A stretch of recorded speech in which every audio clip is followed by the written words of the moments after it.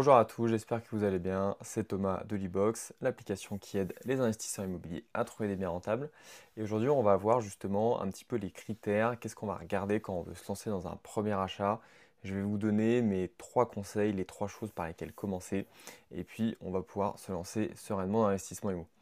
La première chose que je conseille de faire quand on essaye d'investir dans l'immobilier, qu'on est débutant, c'est de bien choisir sa stratégie. Ça ne sert à rien de commencer des recherches si jamais on ne sait pas ce qu'on cherche.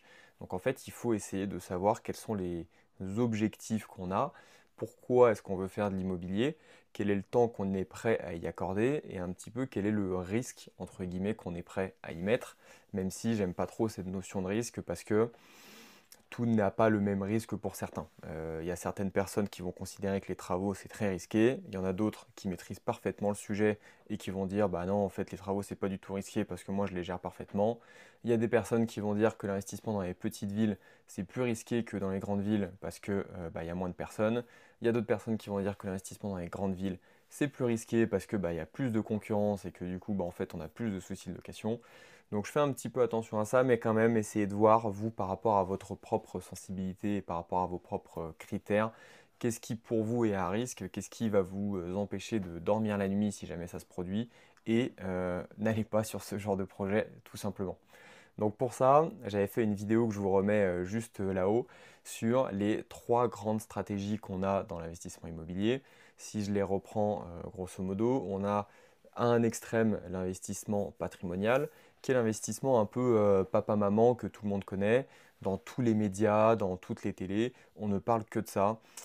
Quand vous regardez Capital, BFM, etc., le seul truc qu'ils ont à vous présenter, c'est quelles sont les villes où les prix ont le plus augmenté.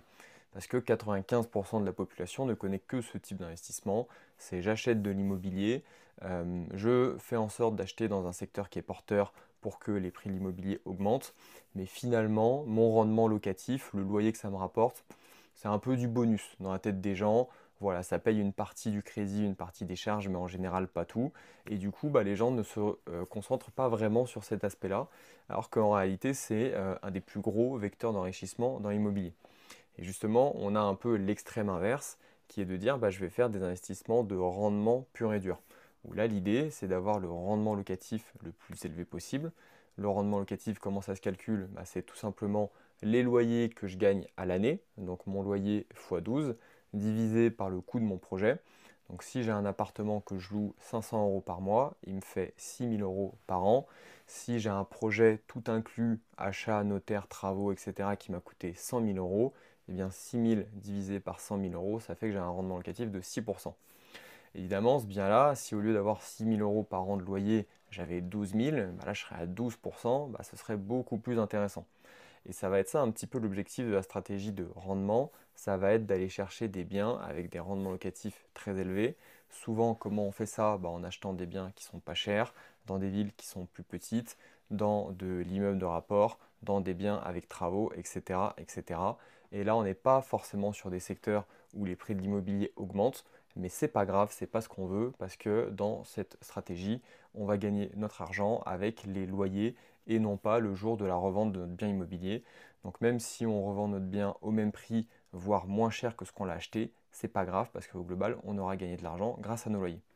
Ça, c'est les deux extrêmes. Et puis, il y a un entre-deux qui est bien aussi parce qu'il ne faut pas forcément aller aux extrêmes. L'idée, c'est de trouver, vous, le curseur sur cette ligne, on va dire, entre ces deux stratégies.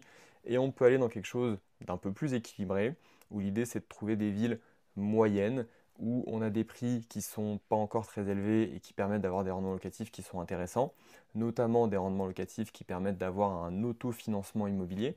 L'autofinancement, c'est donc quand vous allez avoir bah, vos loyers qui vont être suffisamment élevés pour payer les charges, le crédit immobilier et les impôts. On parle d'autofinancement, tout se paye tout seul, donc ça c'est quand même vachement confort.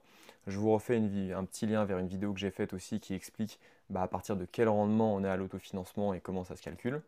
Et du coup, on est dans des villes où les prix sont suffisamment bas pour avoir de l'autofinancement, mais on a quand même bah, une petite dynamique qui fait que les prix de l'immobilier évoluent. Peut-être pas aussi vite que dans des grandes villes, mais du coup, on est dans un espèce d'entre-deux qui peut être assez confort parce qu'on se crée du patrimoine sans avoir à sortir de l'argent de notre poche tous les mois. C'est le cas quand on achète dans des grandes villes, dans des biens très patrimoniaux, et ben en général, le loyer ne va pas du tout couvrir le crédit, tout simplement, et il faudra en plus rajouter les charges, les impôts derrière, et donc tous les mois, on va devoir mettre de l'argent de notre poche. Donc ça dépend aussi de l'argent que vous avez de dispo et que vous avez. Donc ça, c'est mon premier conseil, bien savoir la stratégie qu'on a envie d'adopter et pourquoi on le fait. Le deuxième conseil, ça va être d'avoir une épargne de sécurité. En général, on recommande 6 à 12 mois de loyer ou de crédit, normalement vous allez être à peu près dans les mêmes montants, sur le bien que vous voulez acheter. Ça va vous permettre d'avoir une sécurité en cas de problème et ça va aussi vous permettre d'être plus crédible aux yeux de la banque. Forcément, la banque, si vous arrivez et que vous lui demandez 100 000 euros mais que vous n'avez pas un radis sur votre compte, ça fait tout de suite moins bonne impression. Alors que si on a un peu d'épargne de côté, ça montre que même si on n'est pas forcément riche, on est capable d'épargner un petit peu et puis on a ce qu'il faut si jamais il y a un problème. Parce qu'il peut toujours y avoir un souci de locataire, il peut toujours y avoir un chauffe-eau qui pète. C'est jamais des choses qui vont mettre en péril votre investissement, mais ça peut demander un petit peu de cash à un instant T et ça va aussi vous permettre de vous tranquilliser. Forcément, si vous avez vraiment zéro sur le compte et qu'il y a un chauffe-eau qui pète, en fait, vous n'allez pas pouvoir endormir parce que votre locataire il est bloqué, ça va être des problèmes. Il faut que l'investissement immobilier, en tout cas selon moi, ça reste quelque chose de passif et qui vous fasse le moins de charge mentale possible. C'est comme ça que je le vois, ça va vous dégoûter si jamais vous avez trop de choses dans la tête et que vous devez toujours penser «Ah j'espère que ça va bien se passer, que là il ne va pas y avoir de problème, etc.» Il vaut mieux avoir de l'épargne de côté, un petit matelas de sécurité qui permet en cas de souci de dire bon c'est pas grave, je paye et puis au moins le chauffe-eau il est changé et puis il va rester là pendant quelques années et on passe au suivant parce que l'idée c'est quand même de les enchaîner et de se faire un patrimoine de plus en plus conséquent en continuant les investissements. Si le premier vous dégoûte, malheureusement vous n'allez pas pouvoir enchaîner les autres. Donc dormez l'esprit tranquille, c'est quand même le but de l'immobilier. Donc ça c'est mon deuxième conseil. Sur le troisième conseil, ça va être de commencer à analyser son marché. Ça, c'est quelque chose qui est assez important. Et du coup, le premier point là est totalement indispensable parce que si on n'a pas étudié sa stratégie, on ne sait pas quel type de ville on va devoir chercher. Donc, il faut être bien au clair sur est-ce qu'on fait du patrimonial, du rendement, de l'équilibré. Et puis, on va aller chercher dans un rayon de 50-100 km, des fois plus autour de chez soi, pour voir un petit peu les villes qui sont intéressantes et qui correspondent à nos critères, à nos objectifs à nous. Là-dessus, il y a plein de façons de faire, il y a plein de sites, il y a Wikipédia, il y a l'Internet Ville qui propose des données, il y a l'INSEE aussi.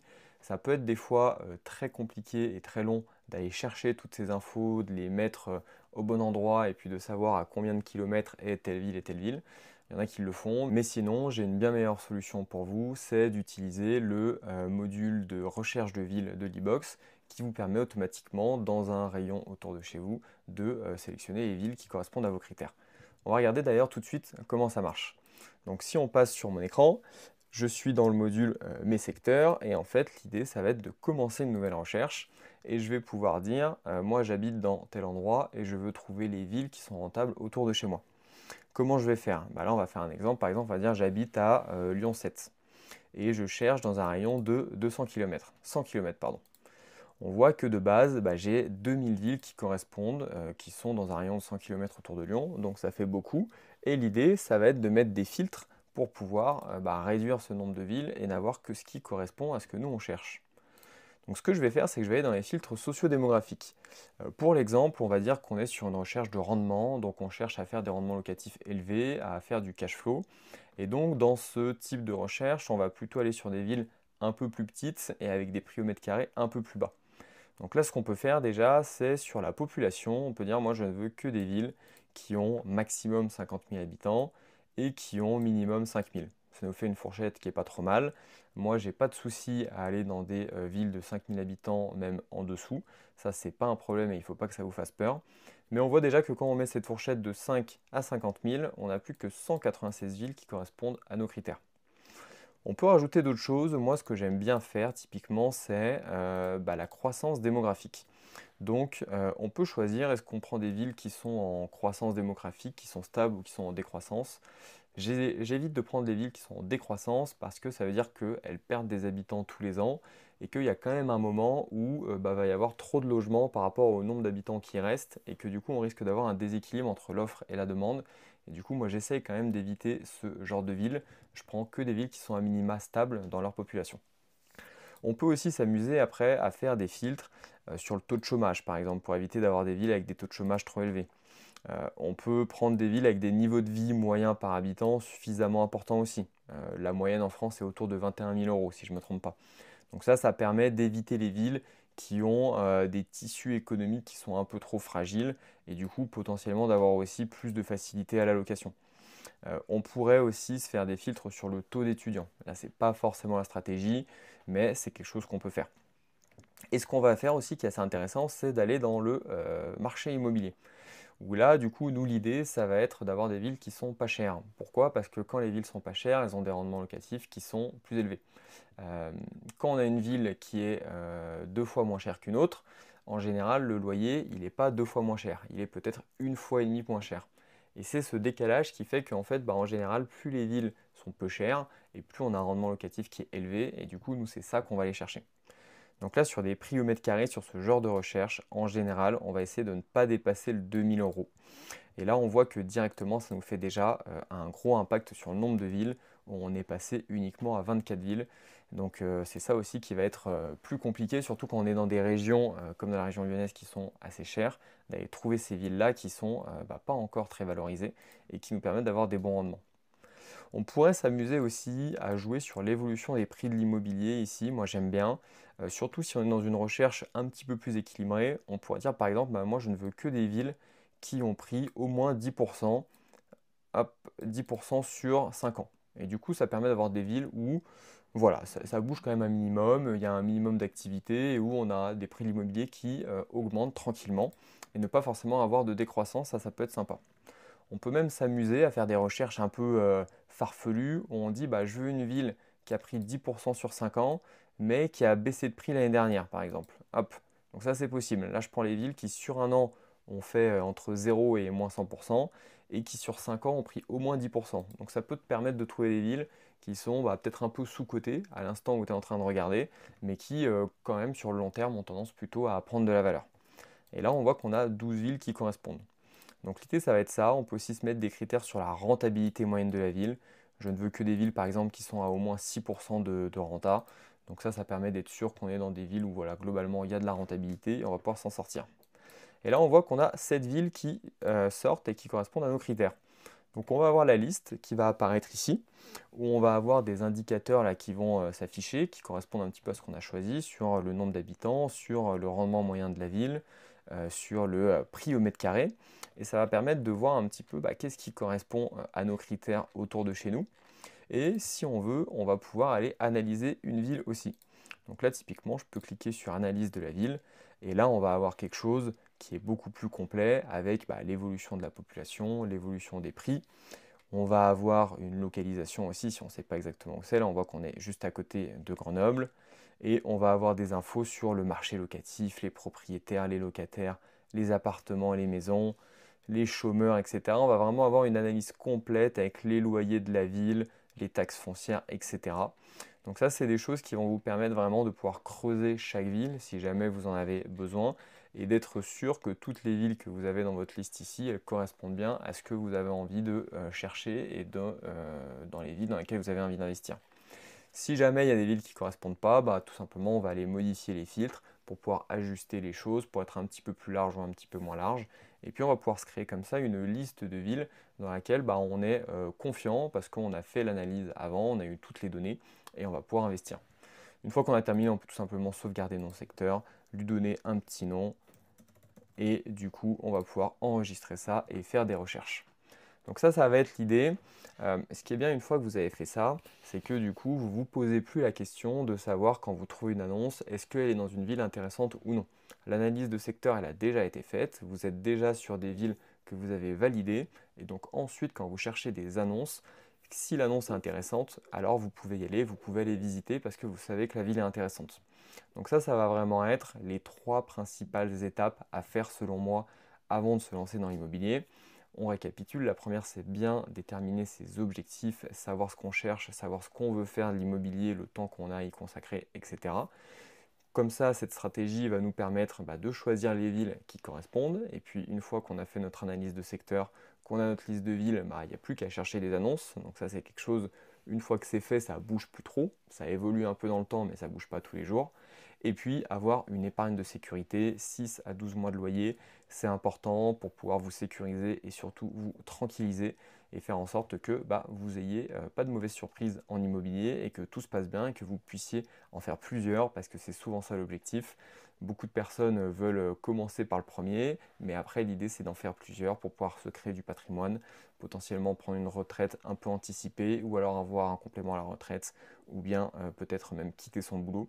Donc c'est ça qui va vous permettre de vous lancer sereinement. Une fois que vous avez ces 3 étapes qui sont cochées, eh ben, il n'y a pas de souci, vous pouvez y aller, vous pouvez commencer à aller visiter et aller faire vos premières peut-être offres d'achat et voir un petit peu ce que ça donne. Voilà, n'hésitez pas si vous avez des questions à me les poser dans les commentaires, j'y réponds avec plaisir. Je vous souhaite de très bons investissements en ce début d'année. Je vous dis à la semaine prochaine.